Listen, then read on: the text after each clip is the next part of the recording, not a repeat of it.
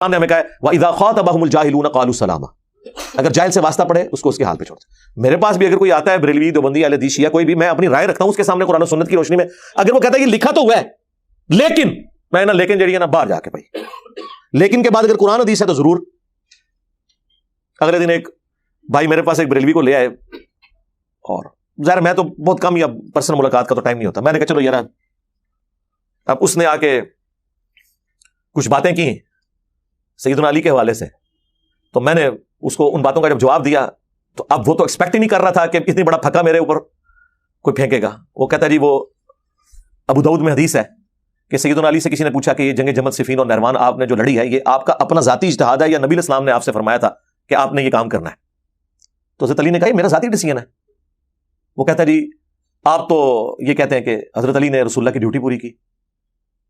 تو میں نے اسے کہا یار یہ دونوں باتیں کوئی ٹکراتی نہیں ہیں، نبی الاسلام نے کوئی بائی نیم تو مینشن نہیں کیا تھا، آپ نے جنرل کہا تھا۔ مسند احمد میں حدیث، المستدرک للحاکم میں حدیث کہ اللہ تعالیٰ نے مجھے قرآن کے ساتھ مبعوث کیا تو قرآن کی تنزیل کی خاطر مجھے کافروں کے خلاف تلوار اٹھانا پڑی، اور وہ بھی ایز اے لاسٹ ریزارٹ۔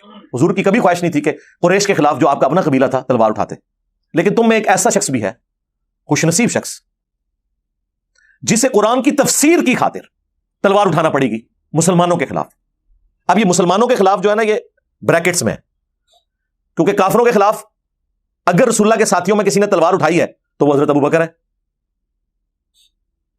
مسلمہ کذاب کے خلاف حضرت عمر ہے، رومنز اور پرشینز کے خلاف۔ اور اسی حدیث میں آتا ہے جب حضور نے کہا نا کہ قرآن کی تفسیر کی خاطر اٹھانی پڑے گی، تو حضرت ابو بکر نے کہا انا یا رسول اللہ، آپ نے فرمایا لا، حالانکہ رسول اللہ کے تک یہ کلام لا ہوتا ہی نہیں تھا، کیونکہ آپ کی زبان پہ نہیں کا لفظ نہیں آتا تھا، آپ سے کچھ مانگتا بھی تھا نا تو آپ لا نہیں کرتے تھے۔ اور بخاری میں حدیث ہے نا کہ حضور کے جسم اثر کے اوپر ایک چادر تھی، ایک صحابی نے کہا یا رسول اللہ مجھے دے دیں، حضور اندر گئے، طے کر کے واپس لا، پیچھے سے صحابہ نے اس کو کہا یار حضور کے پاس تو چادر ہی ایک تھی اوپر اوڑھنے والی، تو اس نے کہا میں نے اپنے کفن کے لیے مانگی حضور سے، ٹھیک ہے، اور وہ بخاری کے الفاظ ہیں، اسے اسی کفن میں دفنایا گیا۔ پھر تو نبی الاسلام لا کرتے ہی نہیں تھے، آپ کی زبان پہ نہیں آتا ہی نہیں تھا، جود و سخا تھا آپ کی طبیعت میں، کسی نے کچھ بھی مانگا آپ نے دے دیا، آپ اپنی زبان پہ نہیں کا لفظ نہیں لاتے تھے۔ لیکن یہ ایسا موقع ہے، اور یہ مسلمان محدثین، مفسرین، علماء اکثر آپ کو یہ رسول اللہ کی خاصیت میں بتاتے ہوں گے کہ آپ نہیں لفظ نہیں بولتے تھے کبھی بھی، لیکن یہاں آپ نے فرمایا نہیں۔ حضرت عمر نے کہا آنا یا رسول اللہ، فرمایا لا، بلکہ وہ شخص ہے جو میری جوتیاں گانٹ رہا ہے۔ حضرت علی حضور کی جوتیاں گانٹ رہے تھے، کیونکہ اس حدیث میں آتا ہے کہ اپنی بیوی کے گھر سے نکلے تو آپ کی ایک جوتی ٹوٹ گئی، تو حضور نے وہ جوتی حضرت علی کو گانٹنے کے لیے دی، اور تھوڑی دور جا کے حضرت علی سے الگ ہو کے صحابہ کو اکٹھا کیا انتظار میں کہ وہ جوتی گانٹ کے تو آئیں۔ تو اس سے آپ ذرا فرینکنس کا لیول دیکھیں، آپ اس لیول پہ کس کو اپنے ساتھ اٹیچ کرتے تھے؟ سیدنا علی کو۔ حضرت علی کی غیر موجودگی کا فائدہ اٹھا کے حضور نے یہ بات کی، آپ نے فرمایا لیکن وہ شخص ہے جو میری جوتیاں گانٹ رہا ہے، وہ قرآن کی تفسیر کی خاطر تلوار اٹھائے گا مسلمانوں کے خلاف۔ تو صحابہ کرام کہتے ہیں اسی وقت ہم حضرت علی کے پاس آئے انہیں خوشخبری سنانے کے لیے، تو ان کے چہرے کے ایکسپریشنز ایسے تھے کہ جس سے ہم نے جج کیا کہ حضرت علی کو یہ بات پہلے پتہ ہے کہ میں نے قرآن کی تفسیر کی خاطر لڑنا ہے۔ قرآن کی تفسیر کیا؟ سورہ الحجرات کی آیت نمبر 9 کہ جب مسلمانوں کا کوئی گروہ باغی ہو جائے تو اس کے خلاف قتال کرو، یہاں تک کہ وہ توبہ پر آمادہ ہو۔ یہ آپ کو بخاری سے حدیث بتاتے ہیں جی، وہ ابو بکرہ کہتے تھے جب ایک شخص نے اجازت چاہی کہ میں حضرت علی کا ساتھ دوں جنگ جمل میں، تو ابو بکرہ نے کہا کہ اپنی تلوار پھینک دو، کیونکہ میں نے رسول اللہ سے سنا تھا کہ جب دو مسلمان آپس میں لڑیں تو قاتل اور مقتول دونوں جہنم میں ہیں۔ تو ہم نے پوچھا کہ مقتول کیوں جہنم میں ہے؟ تو رسول اللہ نے فرمایا اس نے بھی تو اپنے بھائی کے قتل کا ارادہ کیا تھا، قاتل بھی جہنم میں اور مقتول بھی۔ نعوذ باللہ، یہ حدیث کا کوئی لینا دینا ہے اس بات کے ساتھ؟ یعنی یہ حدیثیں حضرت علی کو نہیں پتا، حدیث تو ان کو یاد تھی لیکن اس کی امپلیمنٹیشن نہیں پتا تھی، ان کا اجتہاد غلط ہے۔ قرآن میں جب آ گیا ہے کہ آپ نے قتال کرنا ہے، ریٹ آف دی گورنمنٹ کو آپ نے اسٹیبلش کرنا ہے، اچھا اب سورہ حجرات کی اس آیت کی تفسیر وہ بنے۔ اب اس حدیث کے تحت حضرت علی کو یہ تو پتا تھا میرے دور خلافت میں مجھے جنگیں لڑنا پڑیں گی، لیکن کوئی بھی شخص یہ جرات تو نہیں کرے گا کہ اپنے فیصلے کو رسول اللہ کی طرف منسوب کرے، اسپیسیفک کر کے۔ جنرل تو کر سکتا ہے، رسول اللہ کی طرف تو منسوب کرنے کی ضرورت ہی نہیں ہے۔ اس سے بڑی بات ہے قرآن میں آیا کہ جب مومنین کا کوئی گروہ باغی ہو جائے اس کے خلاف قتال کرو۔ حضرت علی کے سامنے تو قرآن موجود تھا کہ یہ میری ریٹ آف دی گورنمنٹ کو چیلنج کر رہے ہیں، قرآن کہہ رہا ہے کہ مسلمانوں کے خلاف بھی تلوار اٹھانی ہے اگر وہ گورنمنٹ کی اطاعت سے باہر نکلے، تو رسول اللہ کی تو حدیث کی ضرورت ہی نہیں ہے، حضرت علی نے تو قرآن پہ عمل کیا ہے۔ لیکن یہ حضرت علی کی للہیت ہے کہ وہ اپنی کسی بھی بات کو اسپیسیفکلی رسول اللہ کی طرف منسوب نہیں کر رہے، کیونکہ وہ سوال کرنے والا یہ پوچھ رہا تھا کہ بائی نیم وہ مینشن کریں، تو بائی نیم انہوں نے کیوں مینشن کرنا ہے؟ وہ تو بڑے احتیاط کرنے والے لوگ تھے، بخاری مسلم حدیث ہے، مولا علی کہتے ہیں میں آسمان سے زمین پر گر پڑوں مجھے گوارا ہے، لیکن یہ گوارا نہیں کہ میں کوئی ایسی بات حضور کی طرف منسوب کر دوں جو میں نے خود نہ حضور سے سنی ہو. یہ مجھے ڈر لگتا ہے کہ اس کے اوپر بڑا عذاب ہے، کیونکہ بخاری مسلم حدیث ہے، جس نے میری طرف کوئی حدیث منسوب کی جو میں نے نہیں فرمائی تھی وہ اپنا مقام جہنم میں دیکھ لے. اس حدیث کے راوی بھی مولا علی ہیں، اور یہ مسلم کی پہلی حدیث ہے اور بخاری میں بھی ہے. تو اس لیے حضرت علی رضی اللہ تعالیٰ عنہ یا کوئی اور صحابہ بھی اپنے کسی بھی عمل کو اسپیسیفکلی مینشن کر کے نہیں استعمال کرتے تھے اپنی جسٹیفیکیشن کے لیے. اس کا یہ مطلب نہیں ہے کہ وہ جسٹیفیکیشن غلط ہو گئی ہے. مثلا پوری امت، چلے بالخصوص اہل سنت تو یہ مانتے ہیں کہ نبی الاسلام کے بیماری کے دنوں میں نمازیں کس نے پڑھائیں؟ سیدنا ابو بکر صدیق رضی اللہ تعالیٰ عنہ نے. اور ہم کہتے ہیں نبی الاسلام نے حضرت ابو بکر کو اپنے مصلی پہ کھڑا کیا، یہ اس بات کا ثبوت ہے کہ وہ میرے خلیفہ ہیں، میرے بعد کہتے ہیں نا ہم لوگ. تو یہ بات حضرت ابو بکر کو تو کوئی نہیں پتا. کسی حدیث کے اندر حضرت ابو بکر نے کہا ہے؟ اس حدیث کو کہیں انہوں نے یوز کیا؟ وہ غامدی صاحب بھی ان کو پتہ نہیں شیطان نے کہانی کرائی، وہ کہتے ہیں جی عمار کو باغی جماعت قتل کرے گی، تو حضرت علی نے یہ حدیث کیوں نہیں کوٹ کی حضرت معاویہ کو؟ بھی کی ہے کوٹ. آپ کو اگر حدیث کا نالج نہیں ہے تو آپ باہر نکلیں. کوٹ کی ہے، حضرت معاویہ کو خود بھی پتا تھی، وہ پھر ٹاپک اور طرف چلا جائے گا. کوٹ نہ بھی کریں تب بھی کوئی فرق نہیں پڑتا. کیا حضرت ابو بکر نے کوٹ کی ہے کہ میں مصلی پہ کھڑا ہوں لہذا میں خلیفۃ الرسول ہوں؟ بخاری مسلم میں تو ملتا ہے سقیفہ بنی ساعدہ میں حضرت عمر کا ہاتھ پکڑا اور ابو عبیدہ کا ہاتھ پکڑا حضرت ابو بکر نے جو خطبہ دیا وہاں پہ، جب وہ سعد ابن عبادہ نے وہ انصار کو جمع کیا تھا، وہ خود خلیفہ بننا چاہتے تھے، اور کہا کہ یہ دو بندے ہیں جن سے نبی الاسلام راضی تھے، تم ان دونوں میں سے ایک اپنا خلیفہ چن لو، عمر اور ابو عبیدہ میں سے. اور اس پہ حضرت عمر کہتے ہیں کہ میرے تلوار سے 2 ٹکڑے کر دیے جائیں مجھے یہ گوارا ہے، لیکن مجھے یہ گوارا نہیں تھا کہ کسی ایسی مجلس میں جس میں حضرت ابو بکر موجود ہوں لوگ میرے ہاتھ پہ بیعت کریں. تو حضرت عمر نے فوراً ان کا ہاتھ چھٹک دیا، انہوں نے کہا نہیں آپ کو ہم خلیفہ چنیں گے. تو حضرت ابو بکر نے حضور کی حدیث کے خلاف کیوں عمل کیا؟ حضور نے تو مصلی پہ کھڑا کیا تھا، ان کو چاہیے تھا کہ لوگوں دیکھو میں مصلی پہ نمازیں پڑھاتا رہا ہوں، اس سے میں خلیفہ ثابت ہوتا ہوں لہٰذا مجھے خلیفہ چن لو. یار وہ اللہ والے لوگ تھے، وہ کبھی بھی جب تک حضور بائی نیم کوئی چیز مینشن نہ کریں اس کو اپنے حق میں کبھی یوز نہیں کرتے تھے. آپ تو جو چیزیں نہیں ہیں وہ مس یوز کرتے ہیں. اور صحابہ کرام اتنے للہیت والے تھے کہ جو چیزیں مینشن ہوتی تھیں وہ بھی جب تک بائی نیم نہ ہو اپنے حق میں یوز نہیں کرتے تھے. مسلم شریف میں حدیث ہے، اما عائشہ سے کوئی پوچھتا ہے بتائیں اگر نبی علیہ السلام اپنا خلیفہ کسی کو بناتے تو کس سے بناتے؟ تو سیدہ عائشہ کہتی ہیں کہ میرا خیال ہے کہ میرے باپ کو بنا کے جاتے. تو کسی نے نہیں ان سے سنی نے کھڑے ہو کے کہا کہ حضرت آپ بھی خیال ہی ظاہر کر رہی ہیں، وہ تو مصلی پہ کھڑا کیا آپ کو نہیں پتا؟ حضرت عائشہ کو کیوں نہیں پتا؟ بخاری مسلم میں یہ ہے کہ جب مصلی پہ کھڑا کرنے کے لیے کہا تو حضرت عائشہ نے کہا یا رسول اللہ میرے باپ کو مصلی پہ کھڑا نہ کریں، وہ بڑے کمزور دل والے ہیں، جب آپ کے مصلی پہ کھڑے ہوں گے تو ان پہ رکت طاری ہو جائے گی کہ آج ایسا دن آیا کہ مجھے حضور کی جگہ نمازیں پڑھانی پڑ رہی ہیں، تو وہ یہ برداشت نہیں کر سکیں گے ہم، تو آپ کسی اور کی ڈیوٹی لگا دیں. تو ہم عائشہ کو تو پتا تھا کہ میرے باپ کو مصلی پہ کھڑا کیا. حضور اتنے ناراض ہوئے، آپ نے فرمایا تم یوسف والیاں ہو، میری بیوی ہو، تم یوسف والیاں ہو، جس طرح یوسف کو ان عورتوں نے تکلیف دی تھی تو مجھے تکلیف دے رہی ہو، ابو بکر کو نمازیں پڑھائے. اب اتنا جب ایمفسائز موجود تھا تو ہم عائشہ کہتی نا، ان کا نہیں میرا خیال ہے حضرت ابو بکر کو بناتے، ان کا ابو بکر کے علاوہ اگر کسی کو بناتے. دوسرے نمبر پہ حضرت عمر کا ذکر کیا اور تیسرے نمبر پہ ابو عبیدہ کا. بخاری میں حدیث ہے، اما عائشہ سے آگے لوگ کہتے ہیں کہ لوگ چیمہ گوئیاں کر رہے ہیں کہ رسول اللہ نے حضرت علی کے لیے کوئی وصیت فرمائی تھی خلافت کے حوالے سے. تو اما عائشہ کہتی ہیں کہ رسول اللہ کی وفات میری گود میں ہوئی ہے، نبی علیہ السلام نے کسی کے لیے کوئی ایسی وصیت نہیں فرمائی. اب وہ بڑا اچھا موقع تھا. اما عائشہ کہتی ہیں کہ نہیں وصیت میرے باپ کے لیے ہوئی ہے.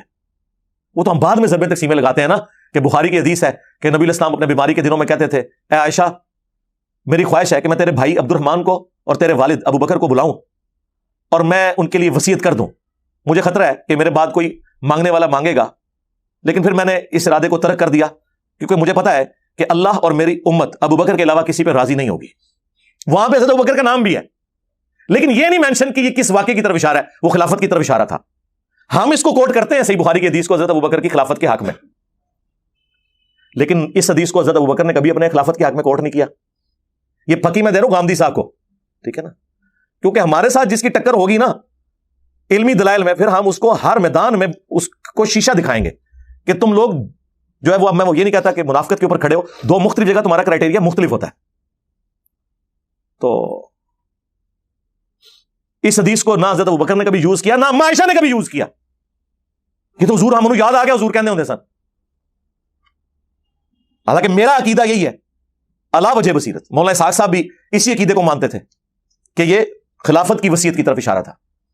ظاہر ہے رسول اللہ بادشاہ نہیں تھے, مولا علی ان کے بچوں کی جگہ تھے. نبی علیہ السلام نے کبھی بھی اپنے بیٹے کو خلیفہ نہیں بنانا تھا, کیونکہ ختم نبوت ہو چکی ہے. ہاں ختم نبوت نہ ہوئی ہوتی نا تو حضرت علی کو سکسیسر وہ نامزد کرتے, کیونکہ انبیاء کے بیٹے انبیاء کے سکسیسر ہوا کرتے تھے.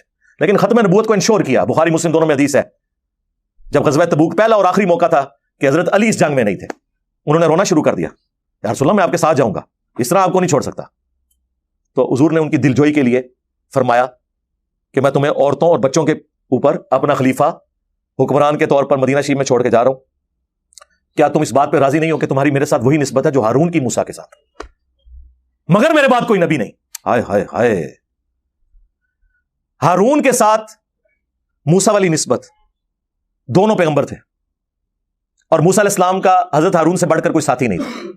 اور نبی علیہ السلام نے اس لیول کا ساتھی حضرت علی کو کہا, بخاری مسلم دونوں میں, کیونکہ جب کوہ طور پر موسیٰ علیہ السلام گئے تھے اپنی جگہ حضرت علی کو. اس سے جو شیعہ نے رزلٹ نکالا نا خلافت والا, وہ بھی غلط ہے. اس کی وجہ یہ ہے کہ حضرت ہارون علیہ السلام حضرت موسیٰ علیہ السلام سے پہلے ہی فوت ہو گئے تھے. حضرت ہارون سکسیسر نہیں حضرت موسیٰ کے بنے, جوشوا ابن نون بنے ہیں, کیونکہ حضرت موسیٰ تو زندہ تھے اور حضرت ہارون فوت ہو گئے, وہ بڑے بھائی تھے ان کے. دوسری طرف سنیوں کو بھی پکی مل گئی کہ رسول اللہ کے سب سے قریبی, سب سے بڑے مددگار, یہ تو قرآن میں آیا نا کہ حضرت موسیٰ نے دعا مانگ کے ہارون کو لیا تھا. اس لیول کا رسول اللہ کا کوئی ساتھی تھا تو صرف ایک تھا, علی بن ابی طالب رضی اللہ تعالیٰ عنہ علیہ السلام. اور دوسرا فرمایا مگر میرے بعد کوئی نبی نہیں, یعنی ختم نبوت ہو گئی ہے. تو یہ حدیث واضح اشارہ ہے کہ اگر رسول اللہ کے بعد کوئی نبی ہوتا تو مولا علی ہوتے, کیونکہ ہارون اور موسیٰ دونوں پیغمبر, محمد اور علی, یہاں پہ بھی علی نے پیغمبر ہونا تھا لیکن ختم نبوت ہوگی. لہٰذا یہ حدیث ختم نبوت کے اوپر بھی پیرا دیتی ہے کہ یہ غلام احمد قادیانی دجال نے اور اس کے ماننے والوں نے جو جھوٹی نبوت کلیم کی ہے. تو ہم پوچھتے ہیں کہ اگر امتی نبی کوئی سٹیٹس تھا تو اس امت میں اگر کسی شخص کو حاصل ہو سکتا تھا تو مولا علی تھے. وہاں حضور کہہ دیتے نا کہ میرے بعد کوئی نبی نہیں مگر امتی نبی ہوں گے, اور علی امتی نبی ہے. تو سرکار اگر علی امتی نبی نہیں ہے تو غلام احمد قادیانی دجال تے شاہی کوئی نہیں ہے. غلام احمد قادیانی دجال زندہ بھی ہو جائے نا اور آپ اس سے پوچھے کہ تو اپنے آپ کو حضرت علی سے افضل مانتا ہے, وہ بھی جرات نہیں کرے گا.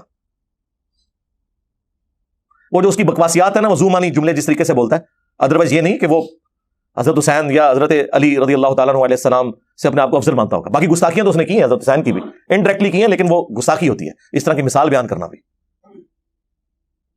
تو جب حضرت علی امتی نبی نہیں ہے تو اور کوئی شخص کیسے امتی نبی ہونے کا دعویٰ کر سکتا ہے؟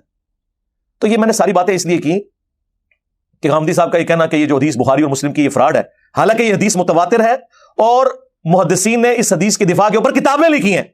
چند گنتی کی احادیث ہیں جو متواتر ہیں, جو کثرت سے صحابہ نے روایت کی ہیں. 20 سے زیادہ صحابہ نے یہ حدیث روایت کی ہوئی ہے, جو بخاری میں 2812 ہے اور 447 اور مسلم میں 7320 سے لے کے 7324 تک. تقتلہ الفئۃ الباغیہ ویح عمار, افسوس ہے عمار, تجھے ایک باغی جماعت قتل کرے گی. یدعوہم الی اللہ یدعوہم الی الجنہ, دونوں الفاظ ہیں. تم تو انہیں اللہ اور جنت کی طرف بلا رہے ہوگے, ویدعونہ الی النار, اور وہ جماعت تمہیں جہنم کی آگ کی طرف بلا رہی ہوگی. اور غامدی صاحب پریشان ہوئے, وہ کہتے ہیں آپ کو پتہ ہے اس حدیث کا کیا مطلب ہے اگر ہم صحیح مان لیں؟ جی ہمیں پتہ ہے, لیکن وہ جو آپ کو خدشہ لگا رہا ہے اس کا حل بھی ہم آپ کو دیں گے کہ جہنم کی طرف بلایا جانے والا عمل ہے. یہ جہنمی نہیں ڈکلیئر کیا, جھوٹ بولنا جہنم کی طرف لے جانے والا عمل ہے, لیکن ہم جھوٹے کو جہنمی نہیں کہتے. یار یہ بیسک دین ہے, بیسک فقہ ہے, اس کو آپ سمجھیں. آپ اس سے یہ رزلٹ کیوں نکالتے ہیں کہ ہم نعوذ باللہ اہل جمل کو, اہل جمل نے تو خیر رجوع کر لیا, اہل صفین کو ہم جہنمی مان رہے ہیں نعوذ باللہ. ہاں ان کا عمل جہنم کی طرف لے جانے والا تھا, وہ تو صحیح مسلم میں حدیث ہے, جو امام وقت کی بیعت کے بغیر مرا جاہلیت کی موت مرا. حضرت ابو بکر, عمر, عثمان اور حضرت علی چاروں خلفائے راشدین ہیں, امام وقت ہے. بخاری مسلم دونوں میں حدیث ہے کہ فتنوں کے دور میں جماعت المسلمین اور ان کے امام کو پکڑ لینا.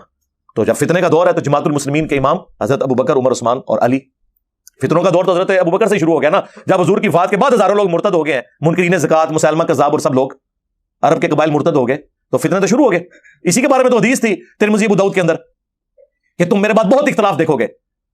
اس وقت علیکم بسنتی وسنت الخلفاء الراشدین المہدیین, میری سنت کو اور میرے خلفائے راشدین کی سنت کو داڑھوں سے مضبوطی سے پکڑ لینا, اور دین میں نئی نئی بدعتوں سے بچنا. تمام بدعتیں گمراہیاں ہیں اور تمام گمراہیاں جہنم میں لے جانے والی ہیں. یہ ہے ہی خلفائے راشدین کے مخالفین کے بارے میں تھی. لیکن دیکھ لیں پہلے خلیفہ کے مخالفین کہتے ہیں جی مرتد, یعنی جو مسلمہ کذاب کے ساتھ اور منکرین زکات. دوسرے خلیفہ کے مخالفین کہتے ہیں جی کافر, رومنز اور پرشینز.